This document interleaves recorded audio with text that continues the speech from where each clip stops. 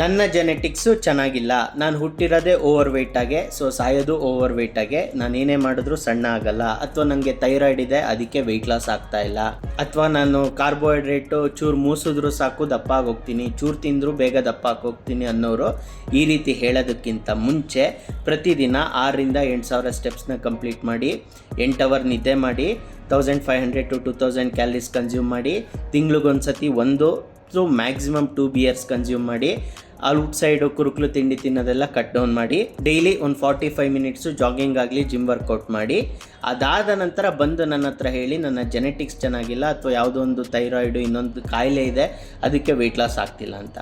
ಆವಾಗ ನಾನು ಒಪ್ಕೊತೀನಿ. ತುಂಬ ಜನ ಅವರ ಸ್ಯಾಲ್ರಿಗಿಂತ ಜಾಸ್ತಿ ಖರ್ಚು ಮಾಡ್ತಾರೆ. 50,000 ಕಡಿಮೆ ಸ್ಯಾಲ್ರಿ ಅಲ್ಲ, 1,00,000 ಕಡಿಮೆ ಸ್ಯಾಲ್ರಿ ಅಲ್ಲ. ಬಟ್ ಯಾರು ಕೇಳಿದ್ರು ನನ್ನ ಹತ್ರ ದುಡ್ಡಿಲ್ಲ, ನಂಗೆ ಸ್ಯಾಲ್ರಿ ಕಡಿಮೆ ಬರುತ್ತೆ ಅಂತಲೇ ಹೇಳ್ತಾರೆ. ಯಾಕೆ?